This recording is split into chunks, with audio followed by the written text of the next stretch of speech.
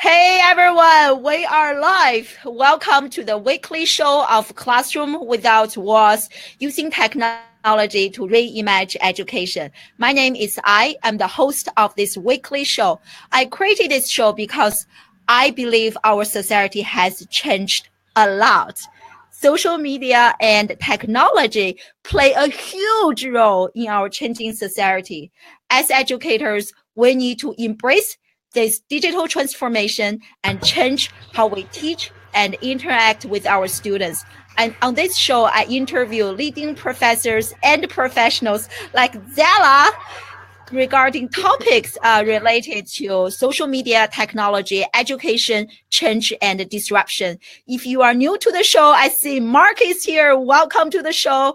If you are returning attendee, thank you so much for being here. And if you are watching this on replay, future people, thank you very much.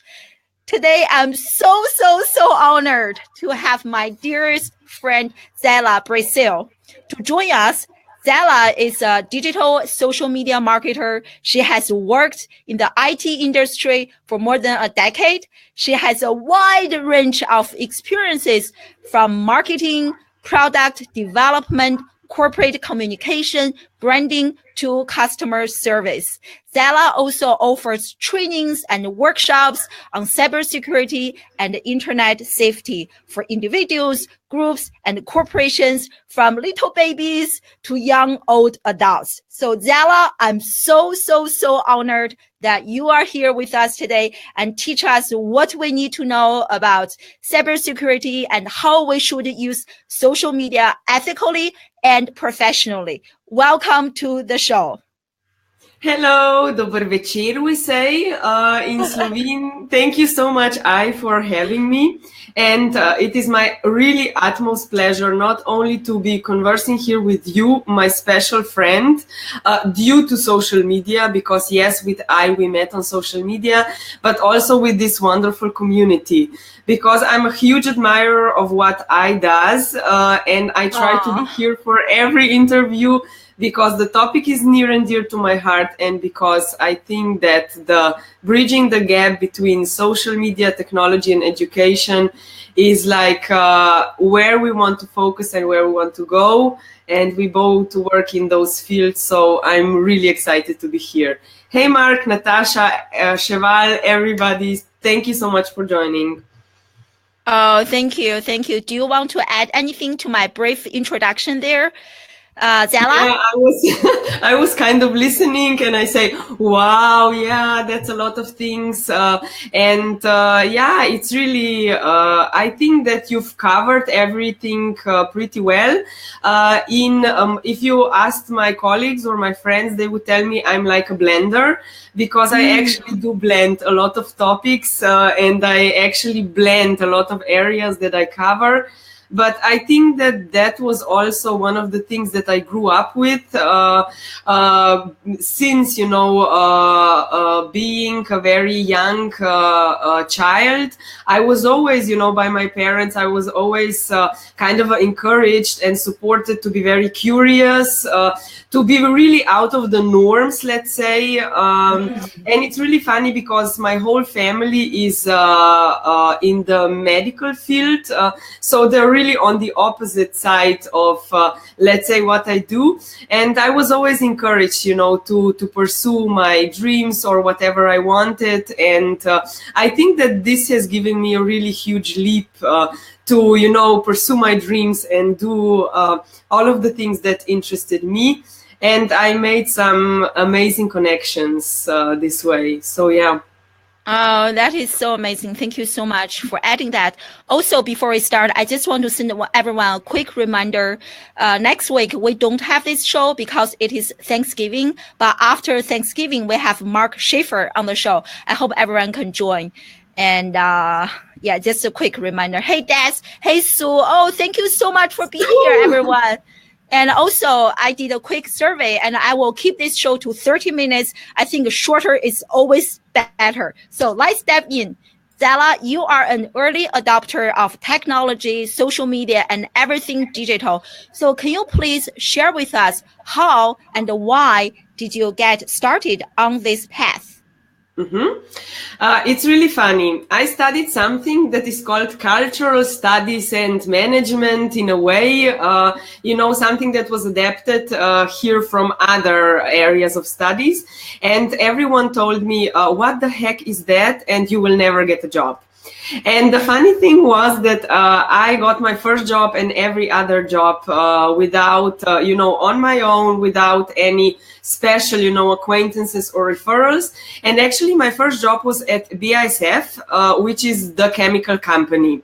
They were very innovative in a way of how innovation can solve different problems or can help in different areas. And that was like kind of my biggest breakthrough, and it was definitely my biggest learning experience. Not only in the agro business, but also in PR and also in communications. Then I was lucky enough to start with IBM. And in IBM, as we all know, it is the think mentality, it is, innovation. And it was actually with Watson. So the System Z, the big computer, the supercomputer that was actually applied to what we will now see in healthcare, in traffic, wherever we need it. And that for me was like, wow, that was for me the biggest aha moment of technology. Wow, excellent. How it can impact, how it can bridge gaps or, different industries and different solutions. So I think that was for me the biggest like offspring or the biggest step. And there is where I also, dipped my toes then very, very much into digital marketing and in social media. And that was kind of for me, not only, using the platforms, but that for me was kind of a step into new horizons because, all of the sudden you had, Twitter and Instagram and Facebook, and you were kind of dipping your toes all around the global community. And that for me was just like, I loved it ever since I've tried it. And, yeah, that is so amazing. How many years did you work at IBM? It was officially as an IBMer, I was there for more over a year, but as a contractor, I worked a little bit more than I think 4 years. Oh, wow. I love IBM. What is your biggest kind of takeaway from working at IBM? I cannot just throw this question at you. It was, I have to tell you one thing. It was with a heavy heart that I had to leave the company, but we were downsizing and there were changes afloat. And what I missed the most was the tight-knit community that we had among the colleagues, the tremendous support that we had for one another, and especially, some call it working out loud, but I really like the process of sharing the learning and sharing the support with all that we did and all that we learned, and also the connections that we made with our business partners and with our end customers. And that was kind of the ecosystem that once, you get in, and once you get in the loop, it's an amazing experience of not only connections, but of all the, business tips and business tricks that you learn that kind of stay with you in a more, wider and strategic perspective. Wow, that is amazing. One of those days, I wish I could work for IBM for a few months. So one of the you never know. never know. Yes, life is full of possibilities. One of the really amazing things you do is to bridge the gap between technology and education. So how do you do it? What role does technology or social media play in your role as being an educator or teacher? For me, the biggest role as an facilitator or educator within Safe.i, so Safe.IC, the organization that works with providing workshops and education and empowerment for all age groups for safer and more responsible use of internet. for me is, that aha moment when you actually, talk to, stand in the classroom, when you talk to students, or when you talk to children or teens, or when you talk to teachers, is that basically, the worlds have totally shifted. I mean, when I was in primary school, you can Google it later. I was actually, we didn't have Google yet. We didn't have mobile phones. We didn't also have computers in every home. And now, for example, we kind of stand on the verge of something that is called where every child already has a mobile phone, where they're really digitally savvy in a way that they, they're intuitive in learning things, they're intuitive in finding information.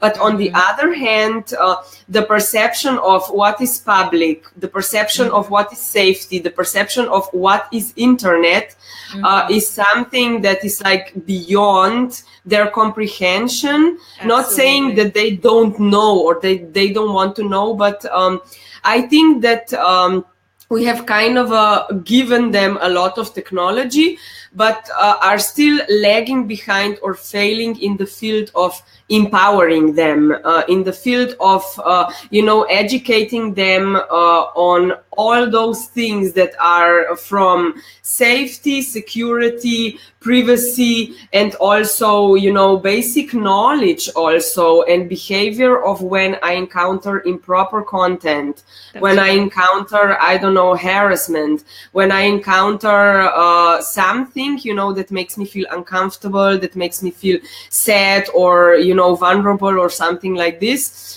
So I think that in a way kind of needs the rethinking of, what is the, I call it, what is the digital future of our education? What is the, what is the digital world of the future for ourselves as educators and also for our students? Yeah, that is such a great response. And just want to say hi to Deborah is here. And Sue, thank you so much. I truly agree. I think we are in this paradigm shift. Traditionally, like students don't have access to information, but now whatever Google knows more than us. Like students don't need us to tell them like information, but really to help them apply the information and develop some necessary skills. So I really love that. And you also mentioned something like harassment and security. This actually is a great transition to my next question. You teach people about like cybersecurity and internet safety and how to use internet and social media ethically and professionally. What are some common mistakes that you noticed that people are making in terms of how we use social media, and how should we correct ourselves?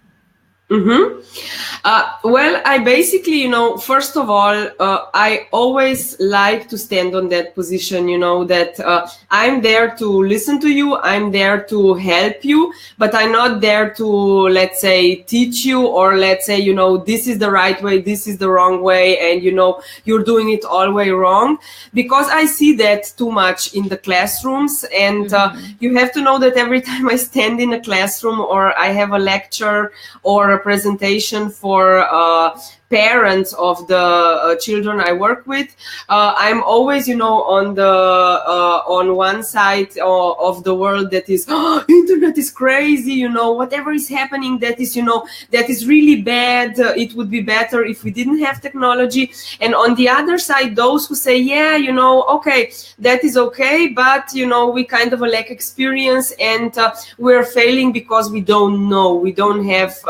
let's say, experience, or we don't have knowledge. So, it's, I think, kind of our job and responsibility to bridge that gap in between. So, for example, the thing that I notice most is I'll have to go back to the, public view of the internet. I think that a lot of us thinks, internet is all around us, But it's like, I always tell everybody, especially also businesses, that, it's not about one post or one comment or one like or whatever you do, but it is, we have to start thinking about having a digital map of ourselves and our businesses. So whatever I do, whatever I do, from signing into Twitter or signing into Facebook or creating, let's say a profile or doing something or conversing with somebody, is like a fingerprint in my digital landscape or digital map. So, at the end of it all, it's the sum of this digital map that tells a story about myself, my data, and what I'm representing on the internet. And that's really important, not only for your biz, but especially also for ourselves, let's say, as ordinary people. So, it's not about, because there is, a favorite saying here in Slovenia, don't post naked pictures or pictures where you're drunk or stoned or whatever it is on the internet, because your future employer will see that and la, la, la, la, la. And I absolutely support this idea. But, we're working with different generations. They don't think so much in advance. They think in, terms of a week, a month, a year, maybe. So it's kind of really our responsibility and our way to teach them, okay, why do I need to think before I post? Do I need to think because I know that, the distinction between right and wrong, so what right does and what wrong does, and how does it affect me and others? Or am I doing the right thing because I know that someone is watching me or someone is not watching me, or, I will get a sanction for it? So this is really, an interesting discussion to have with especially teens and children, because it kind of, starts their minds rolling and thinking, okay, so it's not about saying you can't or this is forbidden, but okay, let's start thinking about what our actions and things actually mean in the, digital world. And, the second part I would have to say is purely, operational and purely security related. So it's kind of a, that discipline to have, whenever I log in, I also log out. I have different passwords on different, on different networks. I'm really consistent with changing my passwords every 6 months. And, yeah, it's like we say, passwords are like a toothbrush. So, when toothbrush is no longer functional, you throw it out and buy another. And, just ask yourself, did you really, change your passwords? Or are you really, mindful of your passwords being changed every 6 months or so on? And then, it's I call it like digital hygiene. Children especially love it. It's like, okay, I have a mini homework every day, and it's not only for children, it's for all of us. Okay, so what are my settings on my profiles? What data am I showing? What data am I giving? How much privacy am I willing to open and not? And this is, this has to be a mindful exercise, a really mindful exercise, and we need to do it all the time because otherwise we forget, or, incidents or bridges can happen. Wow, that's like eye-opening for me, because I don't really engage in conversations like this, and I never ever change my password. And all of my social media, maybe I shouldn't say this, and my email share the same password because I don't remember. And even worse, I wrote down my password and I sent the email to myself. Exactly. But how do you remember, Zella? If you change it so often, do you write it down or you just remember it? Well, there's a difference. For example, for us who are, let's say, adults or business owners or entrepreneurs, I myself, I'm not paid by it. I'm not, I'm no way affiliated with it, but I used LastPass because LastPass is a great, service. It is like serves as a wallet. And you store all your passwords there. And I use it on my computer. I also use it on my mobile phone. And it kind of, stores all my passwords away from the, away from the networks. And in a way, it's more secure. Also, let's say LastPass or these services, are really responsive. And when something happens, they inform us or say, okay, you need to update this. And this makes, it much easier. And also they're in a way password generators. So you don't have to always think about it, or, also think about generating this, but they generate it for you like a long, really difficult password. So you don't have to, let's say, deal with that all the time. So that is, one solution. If we have tools, why not use them? Of course, read about what are the privacy issues for you, or is it safe for you? So what is being stored and what is being, gathered. But in a way, if there are tools that can help you ease your life and make it more easy, why not? But, with younger population, I always say, there is a really easy trick. Make your passwords from a sentence that you tell yourself. I will use an English version of the Slovene one. For example, my favorite singer is Justin Bieber, 2015 and / for example, and just take the first, letters of every word. Oh, and there, good.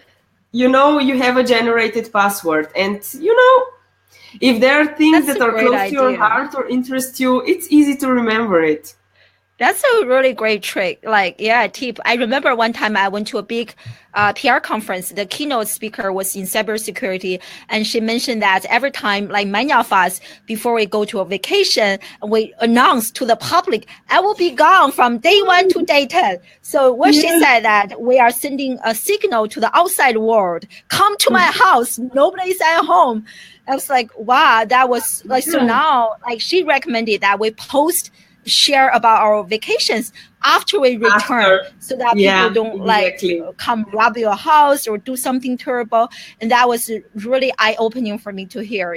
So those are some really great tips. I am going to, everyone, guys, listen to this. You need to update your password every 6 months. Listen to Zella. I haven't updated for 16 years. I think now is the time to change. But it's like, I love this transparency. It's like, those are things that everyone thinks we should know. And I'm not ashamed to say, no, a lot of people don't. And why not discuss this also, openly and honestly, and we can all learn from each other. I mean, we were not all born savvy and, so super smart. And the more we learn, the more secure we can be. And also, what you said about, that thing that you said about your conference, that is, the typical thing that also your children will tell you, if you post your location or if you post where you're going, it's either people can find you and steal you from home, or, they can come and rob your house. But, really funny thing is that then I always tell them, the funny things nowadays is whenever, because you have to know Slovenia is a really much smaller country. It's a nice, cozy country. But in Slovenia, a lot of people know each other. We're 2 million inhabitants. So you can imagine, in a way, somehow we're all distantly related. And, whenever there's a big concert or something like this, you just need to check, the Facebook and Instagram and Snapchat profiles. And, pictures now tell so much data and so many things. You can see who came to the concert, when they came to the concert, which row they were standing in, what, song that interests them and everything. And we're kind of with a simple picture or a video nowadays, we're also giving a lot of, data besides the location away. So these are, totally new challenges if you see. Oh, absolutely. Absolutely. I'm sure Facebook and all the social media sites, they're very happy to gather so much about us. Yeah. And we got lots of great comments from people. Mark is just giving you lots of love. Zala, you are being really amazing. And Gary also made a comment about what I mentioned earlier about Google. I totally agree. As educators, we are still here as facilitators and coach to teach students the context, exercise critical thinking, all those things. Absolutely agreed. Yeah, I totally agree. And it's about also, go ahead. I totally agree. I'm seeing also the comments, and really, guys, I'm feeling so much love at the moment. And that is actually, something that pats me on the back. Hey, Lisa, also, but I totally agree regarding the context and, empowering them in a way to understand what some kind of actions mean. It's like, what does it mean when I do something or when I don't do something? And I think that is the biggest challenge that they are facing. Because I can tell you, for example, when something happens or when they have, an unpleasant interaction, when they see a really mean comment, when they get improper content, the first reaction is they feel ashamed or they feel disgusted if it's, sexually related content, or, they feel really helpless in the way because, they don't have the tools and, they are not used to those behaviors. And on the other hand, of course, as a parent, if something happens to your child, you're super protective and you say, wow, get off this thing, enough of Snapchat, enough of this, we will stop all of this. So it's kind of also puts them into that situation where they don't know, oh my God, did I do something wrong? Is it my fault? But on the other hand, we have to teach them that, and empower them to say, okay, this happened. It is really, it's not nice. It's, it was a difficult situation, but what can we learn from this? Okay, next time, block, report, why this is important, why you need to protect your privacy and your safety. And this is, this is the things that we need to reassure them all the time and explain to them why these things actually exist on social media. Absolutely. Yes. And Mark made a really interesting comment. And he even knew his students, they need lots of toothbrushes. Yeah. Yeah. Yeah. And many people love this really practical tip, Zala, you shared. Think before you post and change your password, and some really, really great comments. And hi, Elaine. Elaine's here. Thank you for joining us. No problem. It was really interesting that you mentioned this think before you post. I think this not only applies to children, but also to us. Like earlier, I was on Facebook and this coach, he's really high-end coach. So he approached the company and he mentioned that, I increased my price for how much I charge for coaching. And then the client, they were saying, yes, we know. We follow you on social media. We know everything you do on what you do, what's up, your breakup, your emotional, your journey. I was like, wow, it's easier, I think, when we teach children, but when we think that this also applies to us, it's totally a wake-up call for me and makes me even more conscious of what I post. Like you mentioned, digital map. I just love that. Yeah. Yeah. And that's an excellent comment. And I'm looking at all the comments. That's an excellent comment because it's I always tell especially entrepreneurs and small businesses and also let's say older teenagers. the internet does not know the subtitles, we call them. When you post something, when you post a picture and you write something, in the running, the attention span for us is like 7 seconds. And because, the world is so full of information and everything, and our attention span is so short, you don't have the, attention span and the possibility to explain what you actually meant and that you didn't mean it. Absolutely. And that the picture doesn't look like this and so on and blah, blah, blah, blah, blah. And the moment is over. And one really stupid thing can, shift the direction in a totally different manner. And there is kind of a no turning back, actually. Absolutely. A lot of times. And read this number stat from Sue. She shared that 40% of cases in divorce kind of related to social media. And that's like really high to me. I'm so happy my husband is not on Facebook or whatsoever. Okay, and, just to... Go ahead. Sorry. When I saw Sue's comment, there is really something funny, about Facebook, because I just want to tell you something that I still find very funny. The first platform that children start using is usually, let's say for our territory, or let's say for the European territory, is Facebook. And it's really funny because a lot of times when you ask educators or when you ask parents, they find Instagram or Snapchat more, difficult or more challenging, and also, more dangerous than Facebook. But the funny thing is, I was just looking at some statistics, and I was watching a really good documentary. That Facebook actually, even when you close the account, when you close the account and when there is, your account is closed and you're no longer, present with your account, there are still ways of how, Facebook keeps on tracking your preferences, what you like, your, sentiments and likes and dislikes.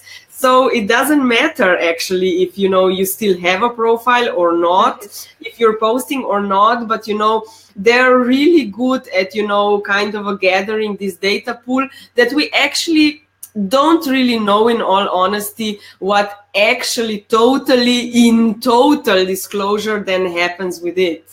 But, that's kind of the one thing that we have to opt in a way if we use any kind of platform. That is for me the brutal reality. So this is so important to know. I think as Elaine was mentioning, like oftentimes we don't engage in conversations and open discussions about those things. So this is like really, really great. Yeah, I'm just going to move forward. I said we're going to try to keep this 30 minutes. Sure. And this is such an interesting question. I don't want to skip this question because Zala, you are a certified neuro-linguistic programming coach, NLP. And I didn't even know this about you. You were just like so humble. So for those of us who don't know much about NLP, like neuro-linguistic programming, can you please tell us more about it briefly and how we can apply this to our lives to become more effective at teaching, coaching, and social media marketing? Exactly.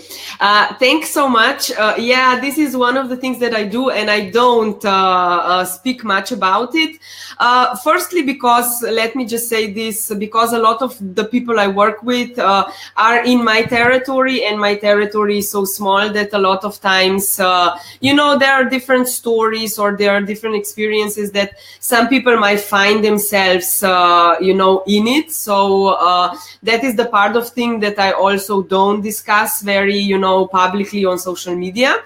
But neuro-linguistic programming, in a way, is, let's say, there are different tools and there are different techniques where you can actually get to know about yourself, and especially about your patterns and about your behavior that either hinders you in a way, or, there are hidden potentials that you're not aware of.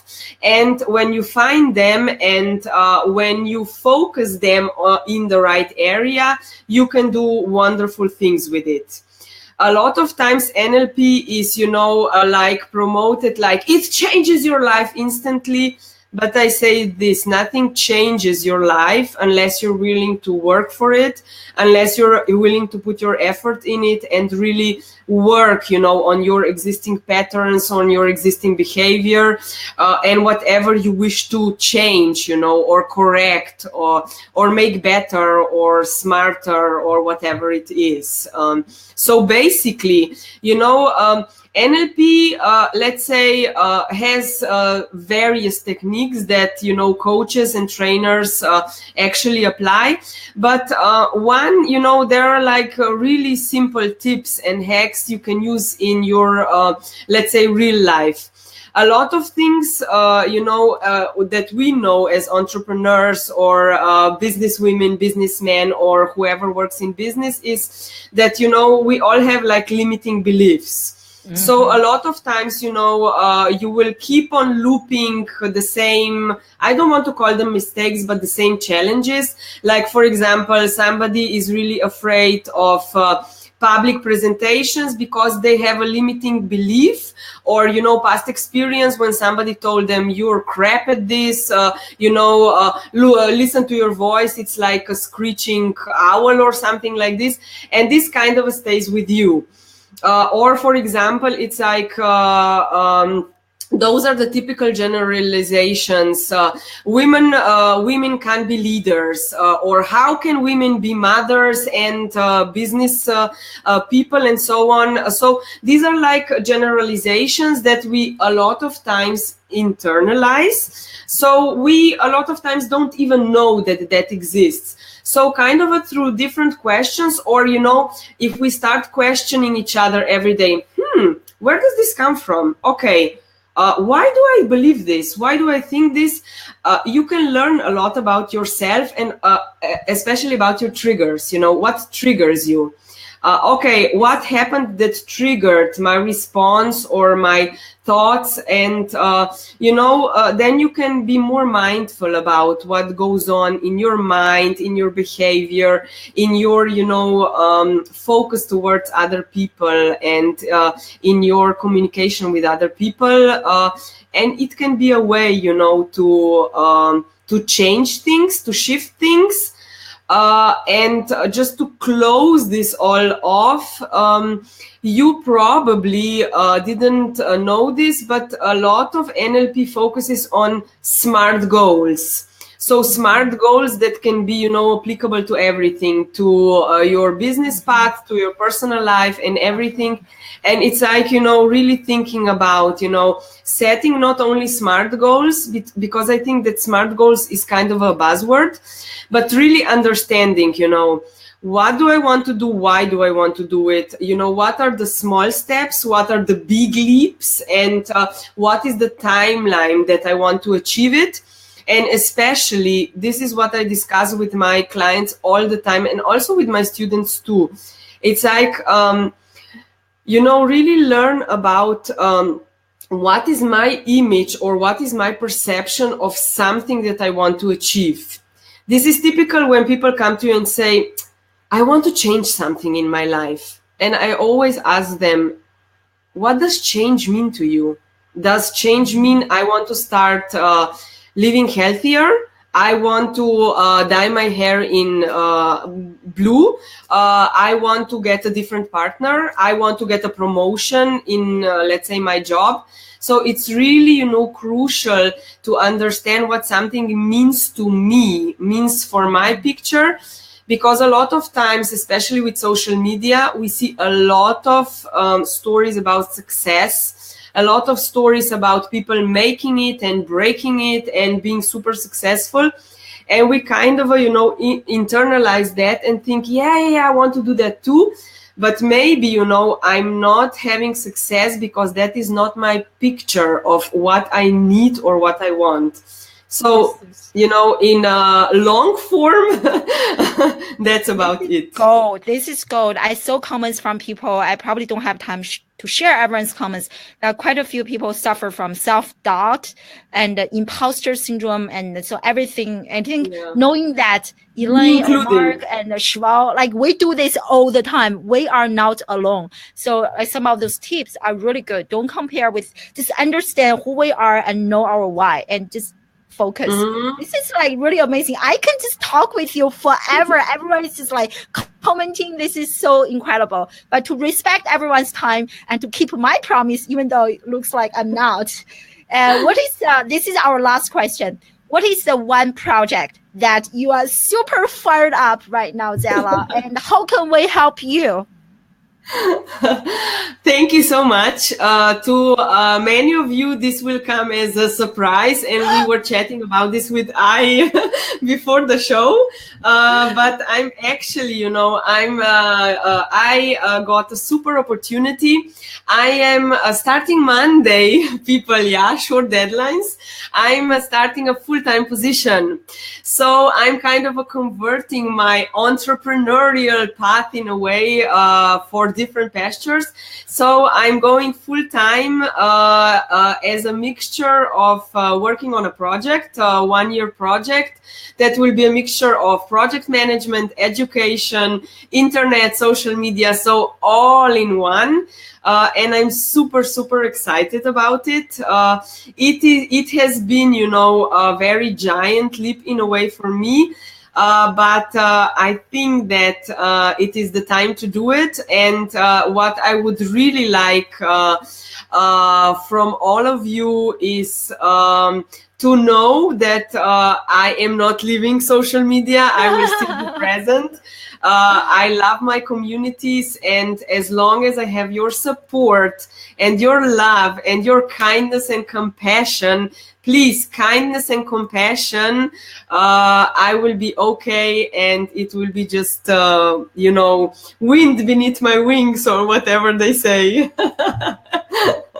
Oh, that is just so amazing. I love it. Everyone is like sending you best wishes.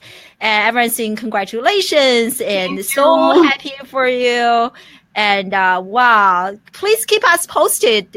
And we all know how amazing you are. And this is an even higher level. So thank you. Yes.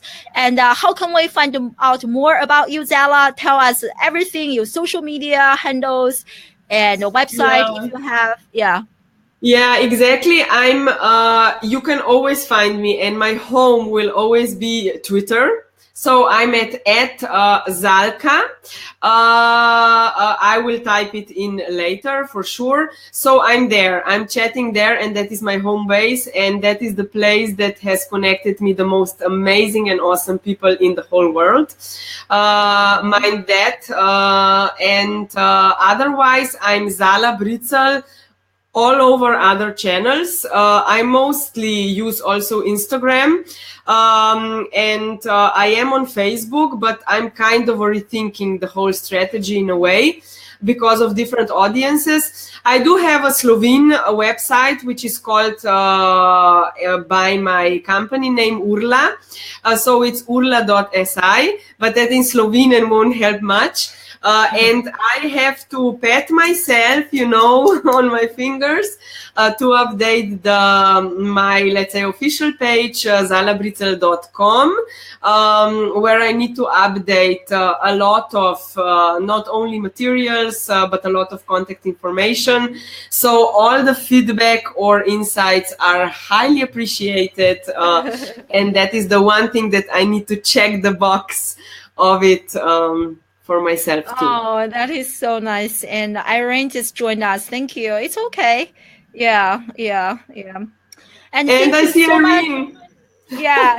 Thank you so much for such an amazing conversation, Zala. I learned even more from you. I have even more respect for what you do. And thank you everyone for being in the audience. Just another quick reminder. Next week is Thanksgiving break. We do not have the live show, but right after Thanksgiving break, we have Mark Schiffer on the show. And super excited. Definitely come back next Wednesday and have a great break. And thank you again, Zala. And thank you, everyone in the audience. It's our big hugging and kissing time. I love you. Sending you guys lots of love. Have a great evening, morning, afternoon, regardless where you are. I love you and thank you. Bye. Bye. Thank you.